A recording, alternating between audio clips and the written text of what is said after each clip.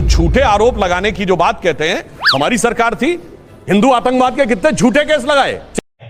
अच्छा, चला गया कोई पार्टी छोड़ के। दीजिए इस प्रकार की बचकाना बातें किसी के गले नहीं उतरती, लोग मजाक उड़ाते हैं। गुजरात के किन किन लोगों के ऊपर झूठे केस लगाए, मंत्रियों विधायकों पे, चला गया कोई पार्टी छोड़ के।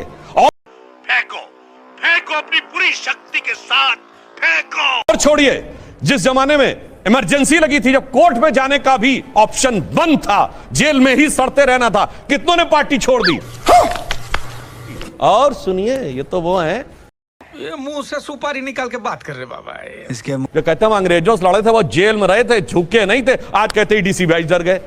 मतलब गजब का इन लोगों का पैटर्न है। आप ये देख लीजिए, ये दर्शाता है कि अपनी पार्टी की कमजोरी को लोग साबित करते हैं। हम बिल्कुल स्पष्ट हैं, हमारे हिसाब से आरोप है, संशय है, इसलिए हमने आज तक किसी आरोपी नेता के खिलाफ ना कोई केस विड्रॉ किया है, ना कोई केस क्लोज किया है। फेंको फेंको अपनी पूरी शक्ति के साथ फेंको। मगर ये कहते थे ऐसा हुआ ही नहीं, इनका ऑफिशियल स्टैंड ऐसा हुआ ही नहीं, जैसे ही छोड़ के गए थे ऐसा ही हुआ। सवाल सबसे बड़ा ये है कि आप शरद पवार के साथ मिलकर 2024 में चलना चाह रहे थे, जैसे ही उनकी पार्टी टूटती है, सबसे ज्यादा खुशी की लहर कांग्रेस के अंदर दिखाई देने लगती है। कांग्रेस के नेता अचानक कहते हैं कि देखिए अब तो चीफ विप जो होगा वो हमारा होगा, विपक्ष का नेता हमारा होगा, क्योंकि हम सबसे बड़ी पार्टी है। बजाय अपने सहयोगी को सांत्वना देने के, आपकी पार्टी के नेता इस काम में लग जाते हैं कि पहले सबसे पहले विपक्ष के नेता की कुर्सी हमारे पास आ जानी चाहिए। और अभी तो रुको, क्लाइमैक्स अभी बाकी। ये ऐसी एकजुटता के हमारी पार्टी के नेता श्री राहुल गांधी जी हैं, और श्री राहुल गांधी जी कल मराठा सरदार के साथ अपनी एकजुटता का प्रदर्शन करने उनके घर बैठे थे। वो 84 साल का मराठा सरदार जिनको इन्होंने धोखा दिया, पीठ पे छुरा भोंकने का काम कराया, जिसके भतीजे से, उस मराठा सरदार शरद पवार के घर श्री राहुल गांधी जी बैठे थे। आपकी बात का तो जवाब ये है, बहुत साफ एकदम। 24 घंटे के अंदर मीटिंग हो रही थी ना? नहीं 24 घंटे के अंदर कांग्रेस ने दावा कर दिया था ना विपक्ष के नेता। राहुल भाई 2 मिनट मेरी बात तो सुनिए। आपके साथ, आप बड़े जिम्मेवार एंकर हैं, मगर क्यों? आज की डेट में मीडिया, जो हमारे मित्र मीडिया है, वो करती क्या है? सुधांशु जी आए, इनसे पूछा राम की स्पेलिंग बताओ।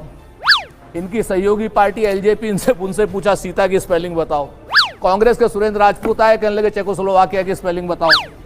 तो आप चेकोस्लोवाकिया की स्पेलिंग से पहले 2 मिनट सुन लीजिए सर। ये बड़ी अच्छी बात कही आप। अजीत पवार भ्रष्टाचारी हैं या नहीं, क्या ये ABCD है या राम की स्पेलिंग है? बस सुन लीजिए। आपको लग रहा है अभी आपने मुझसे नहीं पूछा, मैं वही जवाब दे रहा हूं।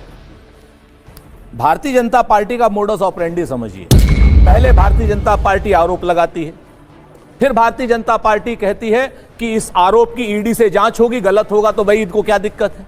उसके बाद ईडी की जांच के बाद फिर एक आरोप लगाती कि 100 करोड़ रुपए पकड़े गए, 1000 करोड़ पकड़े गए, 70,000 करोड़ पकड़े गए। नेचुरली करप्ट पार्टी है 70,000 करोड़ की। और उसके बाद जब छापा पड़ जाता है तो उसको कहती कि भैया 2 जेल हैं, एक जेल भारतीय जनता पार्टी की जेल है या तिहाड़ जेल, कहां जाना है बताओ।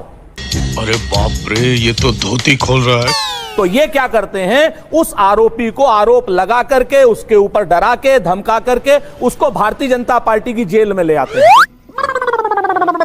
चलिए आप बता दीजिए, अजीत पवार भ्रष्टाचारी हैं या नहीं है? चुप करें मैनेजर। इसीलिए कह रहा हूं आपसे, 70,000 करोड़ का आरोप भाजपा ने लगाया। एक तरफ 70,000 करोड़ का भाजपा, कांग्रेस ने नहीं लगाया। 70,000 करोड़ का आरोप भाजपा ने लगाया, भाजपा ने डराया, भाजपा ने धमकाया, भाजपा ने उसके घर ईडी भेजी, उनसे नहीं बात चली, सीबीआई भेजी, फिर इनकम टैक्स भेजा, और फिर कहा कि 2 जेल हैं। वाह मोदी जी, वाह वाह। एक जेल तिहाड़ जेल, और दूसरी जेल जो है वो जेल है भाजपा की जेल। मंत्री बन जाओगे, एसी कमरे में बैठोगे, लेकिन रहोगे जेल की तरीके। मजा नहीं आ रहा है। हम करते हैं प्रबंध। बेटी पुष्पा से क्लियरिटी नहीं हो रही। आप एक अरे भाई बार देखिए, उसके बाद मैं बहुत साफ हो आइए ना, गया। आइए, बिल्कुल आइए। नहीं सुनिए, विपक्ष का उत्तर आपको कभी नहीं मिलेगा। इनकी स्थिति है कि एक प्लेन पेपर में दोनों तरफ पीटीओ लिख दो, मैं दूंगा, तो पीटीओ लोग पलटते ही रहेंगे, कागज का एंड बताएंगे। सुधांशु भाई, आपसे उम्मीद नहीं है, ये संबित पात्रा से रहती है। मैं एकदम साफ बात बताने का नहीं, ये साफ बात तो है ही है। इसमें तो कहीं रहे कि हयादार अपनी हया से डर गया। अब मैं एक्चुअल बात कहना गया। चाहता हूं। ये लोग आरोप लगा रहे हैं कि भारतीय जनता पार्टी की, मोदी जी की सरकार आने के बाद इन पर भ्रष्टाचार के आरोप लगे। मैं विनम्रता से पूछता हूं, एक पार्टी बता दीजिए जिसके ऊपर 2014 से पहले, आज से नहीं 20-30 साल पहले से, जिनके नेताओं ने भ्रष्टाचार के आरोप में कचहरी और एजेंसीज के चक्कर न काटे। तो फिर उसी मुलायम सिंह जी, भ्रष्टाचारी एक पार्टी को आपने मिनट। लिया। अरे अगर हम करें तो करें क्या, बोले तो बोले क्या।